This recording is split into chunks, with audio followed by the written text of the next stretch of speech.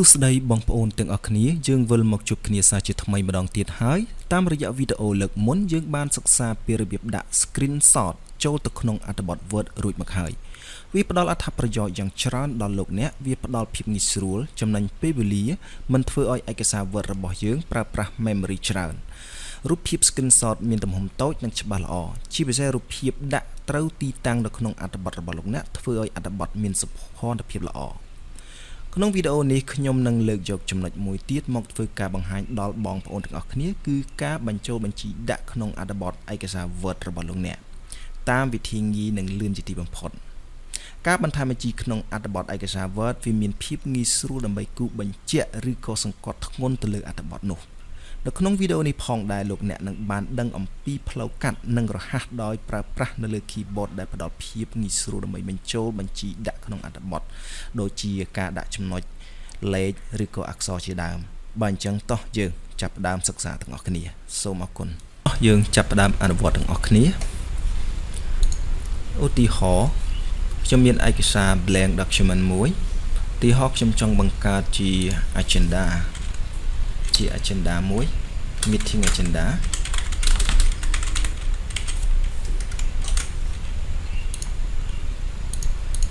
ជា meeting agenda កន្លែងនេះខ្ញុំដាក់ជា table មួយអានេះគឺការឆ្នៃប្រឌិតរបស់ខ្ញុំទេបងប្អូនចង់ធ្វើអីក៏បានដែរនេះខ្ញុំដាក់របៀបរបស់ខ្ញុំហើយខ្ញុំកំណត់ table របស់វា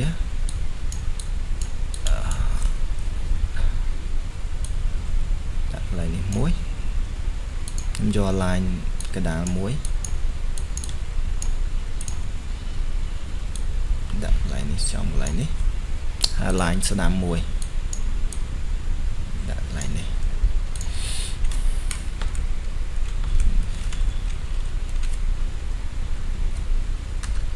ចឹង table នេះខ្ញុំដាក់ទីហោខ្ញុំដាក់ date ខ្ញុំសេរី font តិចសិនធំពេកខ្ញុំដាក់ dateទីហោថាប្រជុំថ្ងៃទី12ខែ4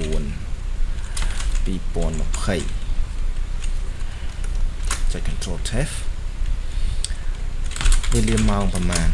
ទីហោម៉ោង9កន្លះចាប់ផ្ដើមប្រជុំណាជាឧទាហរណ៍ទេបងប្អូនចង់ឧទាហរណ៍អីធ្វើអីក៏បានដែរ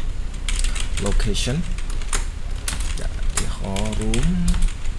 350ចឹងចំណុចខាងក្រោមនេះយើងចង់បង្ហាញពីរបៀបដែលយើងត្រូវបញ្ចូល list ដល់របៀបណាឧទាហរណ៍ខ្ញុំមានtopic មួយហើយយើងនិយាយអំពីអ្វីចឹងយើងនិយាយពីអីក៏បានណាឧទាហរណ៍ title of first topicចឹងកន្លែងនេះខ្ញុំចង់ដាក់ជាប្រភេទ list ជា bullet ចឹងយើងគ្រាន់តែចុចសញ្ញាផ្កាយហើយយើងដក clear នោះវានឹងបង្ហាញជា bullet នេះសញ្ញាចុចខ្មៅនេះដែលយើងហៅថា list ការបញ្ចូល list នៅក្នុងអត្ថបទហ្នឹងហើយយើងទៅសេទៅagenda ដែលយើងចង់ជជែកណាយើងទៅសេអីក៏បានដែរអានេះខ្ញុំឧទាហរណ៍ថា first talking point ចឹងទៅឧទាហរណ៍ first talking point ហើយយើង enter មកយើងនឹងបានមួយចំណុចទៀតចឹងណា second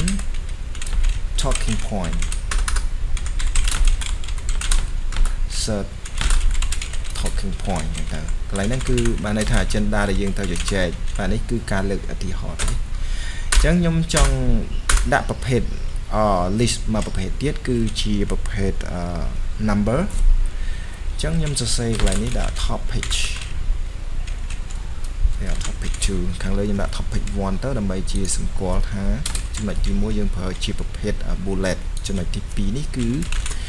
យើងប្រើជាប្រភេទ number អញ្ចឹងយើងដាក់ title of second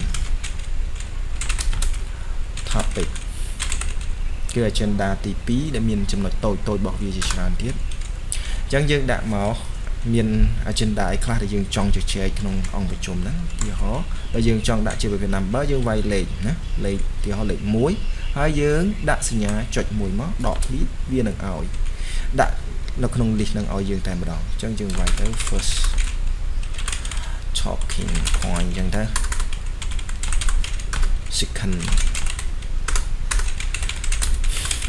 talking point third talking point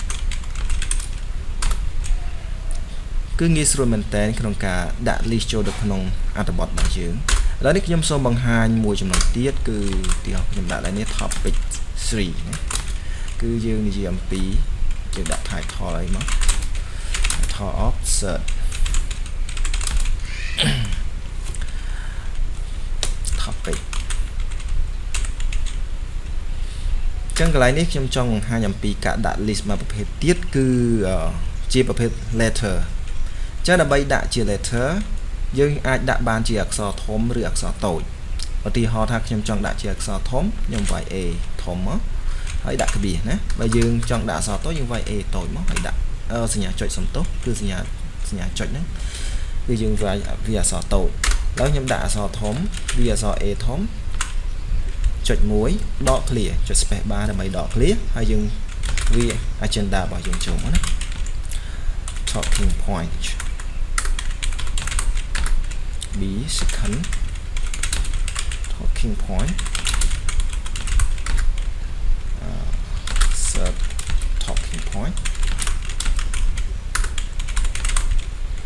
ចឹងវាផ្ដល់ភាពងាយស្រួលក្នុងការដាក់ list ចូលដែលយើងប្រើតែនៅលើ keyboard ទេហើយវាអ្វីដែលយើងចង់ដាក់ហ្នឹងគឺប្រភេទ list ដែលយើងចង់ដាក់ហ្នឹងគឺយើងវាទៅតាមអ្វីដែលខ្ញុំបង្ហាញឧទាហរណ៍មួយទៀតខ្ញុំចង់បង្ហាញ topic មួយទៀតគឺប្រភេទ list មួយប្រភេទទៀតខ្ញុំដាក់ topic 4 title of 4 topics ឧទាហរណ៍ចឹងមកចំណុចនេះខ្ញុំចង់បង្ហាញពីប្រភេទ list មួយទៀតគេហៅថា Roman numeral គឺបានន័យថាការដាក់ជាប្រភេទលេខ Roman ការដាក់ជាប្រភេទលេខ Roman នេះគឺយើងអាចដាក់តូចធំអីក៏បានដែរបើយើងចង់ដាក់ធំទីហោមួយធំអញ្ចឹងយើងវាយអក្សរ I ធំមួយមកចុចក្បៀសមកណាសំទោសចុចសញ្ញាចុចមួយហ្នឹងគឺសញ្ញាខណ្ឌណាយើងចង់បានតូចយើងដាក់អក្សរវាយអក្សរ I តូចមកแล้วខ្ញុំចង់ដាក់ I ធំលេខ Roman មួយធំហើយយើងវាអក្សរ I ធំហើយដាក់សញ្ញាចុចមួយមកដក clear អូខេ talking point enter មកយើងបានលេខ Roman 2ណា second talking point third talking point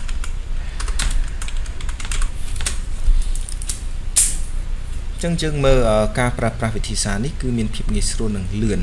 ដែលយើងមិនចាំបាច់ប្រើម៉ាវចុចទៅលើចំណុច paragraph នេះយើងអាចដាក់បានដែរណាគឺនេះសម្រាប់ប្រភេទចំណុចដែលយើងដាក់គឺប្រភេទ bullet ដែលយើងត្រូវប្រើនៅក្នុងអត្ថបទយើងហ្នឹងនៅក្នុងវិធីសាស្ត្រនេះគឺមានភាពងាយស្រួលនិងលឿន